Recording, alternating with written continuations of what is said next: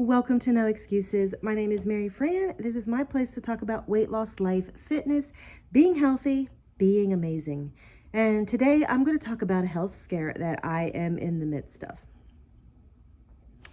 Before we actually get into the health scare, I'm just going to say that I actually had said a couple weeks ago that I was going to get back on the wagon and everything was going to be going strong.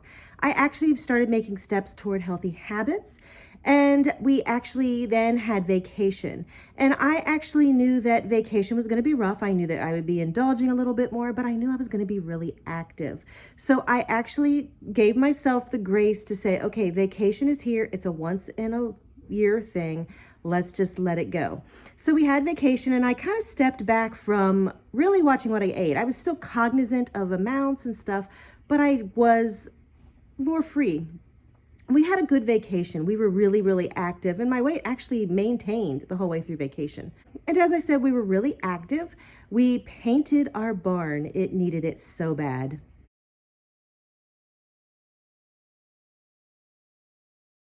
And we actually also went for some hikes. We went up to Cowan's Gap, which is a state park. We wanted to see the water let down because they have lowered the water levels greatly. So we wanted to see that.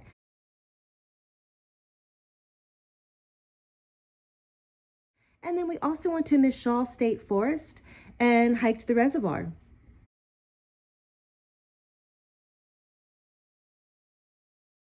And both of these are in Pennsylvania. And we had a great time. We actually got a lot done. We were productive and we were active. So the last morning of the vacation, it kind of woke up chaotic. The dog was sick. So I ended up cleaning the floors and carpets and stuff like that a couple times. And I was finally in the shower. And as I was in the shower, a wave of pain rolled over me, upper stomach, upper abdomen. And when it hit me, I was like, whoa, that's really sharp. And my first thought was, man, I just got to sit down. So I rushed in my shower, sat down, sat there for a couple minutes, and I was fine. Everything was fine. So I actually went about my day. I finished up the trim painting on the shed. We made lasagna for the next night so I wouldn't have to cook on Monday night, my first day back at work. I made salads for my whole week so that I would be able to eat healthy for lunch. I was on a roll.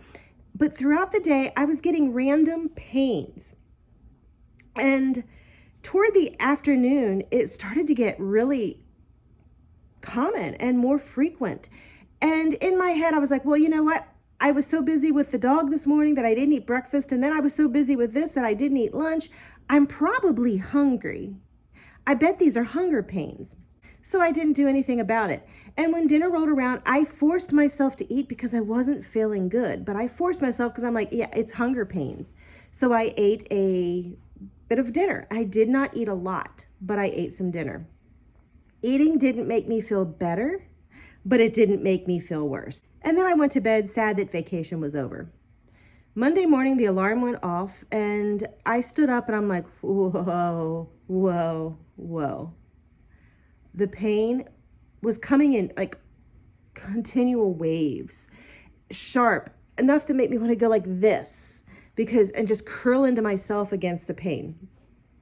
I went about my day because I was positive that it was stress. Because you see, I have been battling depression and anxiety for the last couple months. And through vacation, I kind of stepped away from life and a lot of that just kind of went away. So I was positive that life coming back and hitting me was bringing on just anxiety, panic attacks.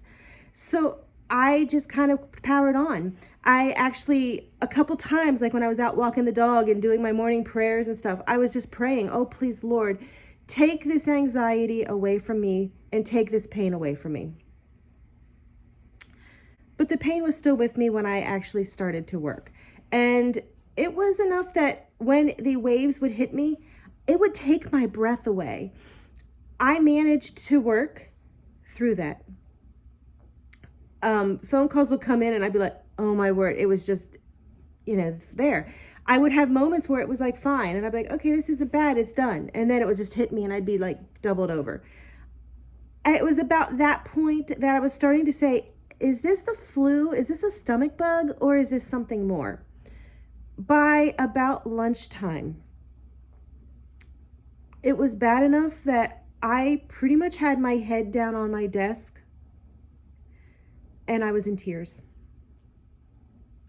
And that's when I knew I had to call it. So I actually called in sick for the rest of the day and I came out and laid on a couch for the afternoon. So I basically laid down all afternoon, and that is when I started to realize that this might not be a stomach bug. And that's when I started to say, Mary Fran, who gets the stomach bug at the top of their stomach, right underneath their breasts? And I started to sit back and say, these are chest pains. Yes, I'm very nauseated along with it, but this is chest pains.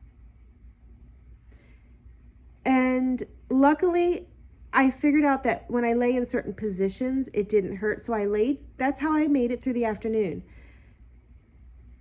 And yes, my husband has told me never just to lay there once you figure out you're having chest pains. I waited till we got home at 6 o'clock and he started to drive me to the urgent care because I was still in my mind saying this is just a stomach issue, even though in my head I knew that the pain was higher. And halfway there, I'm just like, they're just going to send me to the ER. Let's turn around and go to the ER. So I went to the ER immediately before they even had a room open for me. They did an EKG, and then I sat in the lobby and waited. And they had a doctor review the EKG, immediately. They actually got me into a room pretty quickly, and I was like, this is not good. And immediately they hooked me up to heart monitors, you name it. And the doctor came in, and his first words, thank heavens, were, your EKG is normal. Thank heavens, what a relief. But they said what they were going to do was do some enzyme tests to see if my heart was producing the enzymes that would indicate that I'd had a heart attack or any heart issue, any heart damage. And he said that what they do is they actually will do the blood test once, then they typically for a baseline, and then they wait about an hour or two, and then we'll do another one just because of the fact that they want to see if my heart is producing more and more. So we did that. And they set me up with an IV. They basically said they do an IV anytime it's a heart patient because they want to make sure that they are ready for any kind of badness that happens. So I was poked and prodded, and luckily everything came back normal with my heart. Thank heavens. As soon as they said that, some of the pain started to go away, but not entirely. They also did other tests too throughout that time, x-rays and what you name it. Eventually he came in and told me what the diagnosis was, and that was that I have gastroesophageal reflux disease. He said it's caused by acid reflux, continual chronic acid reflux that actually damages the esophagus. And Jason and I looked at each other and we were like, oh my word, I actually was diagnosed with acid reflux about 4 or 5 years ago. And to tell that story of why I didn't do anything about it is I had gone to my doctor about 4 or 5 years ago and was like, every time I eat dinner or eat anything, I have this weird phlegmy cough. It's really wet. I never cough anything up, but then I'm fine after 3 or 4 coughs. And the doctor looked at me and said, oh, you just have some acid reflux. Your body's taking care of it on its own. Don't worry about it. So I didn't worry about it. I just had a cough. So I actually told the ER doctor that, oh yeah, I actually was diagnosed with acid reflux, a silent case of acid reflux. And the doctor told me not to worry about it. And the ER doctor just chuckled and said, well, obviously that was wrong because here you are laying in the ER. So there we go. So with that said, they actually used the IVs to give me nausea medication, and they gave me my first doses of medication that they would be sending me home with prescriptions for. And we went home.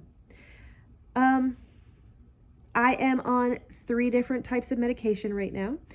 They are very, very high doses of a lot of the medications. Pepcid is one. I'm on a quadruple dose of it. I'm on a Protonix, which is similar to like a Prilosec, and I'm on a double dose of that. And then there's another one that's actually, it coats the stomach lining. It's used for ulcers and this gastroesophageal reflux disease. Coats the stomach, and it actually protects the stomach from the acid so that more further damage can't happen or shouldn't happen while I am trying to heal. Within a day, the pain has lessened. I don't have the sharp pains, but it still does come over me, and I just feel this like a wave of pain in my chest. It is getting better. I can actually tell it happens typically when it's closer to time for my medication or right after I've had my medication. So I've actually already made an appointment with a family doctor for about 2 weeks out to see what we're doing. And no, it is not with the same family doctor. I'm trying a new doctor who has great reviews. I was actually already mostly done with my family doctor before this, simply because of the fact that it seems like she always has her own agenda and ignores what I tell her. So I was already thinking about switching, but this was the final straw. So I already have an appointment with that. I have been reading a lot, and I've been researching a lot. Obesity is one of the big factors in flare-ups for GERD, and I'm focused on losing my weight. I actually am also starting to really pay attention, and I'm planning on really adding to my journal. I need to make up a special journal so I can put it all together to track my food and to actually see what triggers the biggest cough and biggest issue. Are there foods that I eat that don't cause the cough? I've never really paid attention to it because the doctor told me not to worry, but I need to know what I'm eating. I actually already know that lasagna is probably one that's not one that I want to eat often, or I want to actually add an antacid tablet with it. So that is actually my personal plan, is to try to figure out how to manage this with lifestyle changes. And I know I may need medication for a while, but I'm hoping to eventually not need medication to manage all of this. As for how I'm doing right now, I didn't eat for about 3 days. I did not even drink anything for about 3 days because I was that nauseated.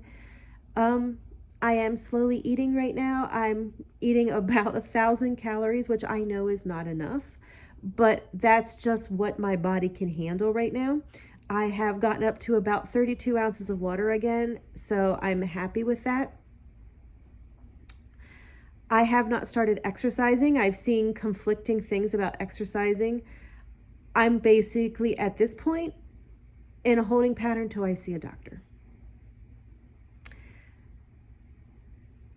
The thing about this is, and I just want to say to anybody else that has acid reflux, long-term acid reflux apparently causes damage to the esophagus, and the inflammation and the damage opens you up, and stage 4 of gastroesophageal reflux disease is cancer, precancer and cancerous.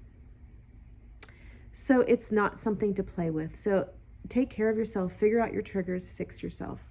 Even if it is a silent case of acid reflux, take care of yourself. No excuses.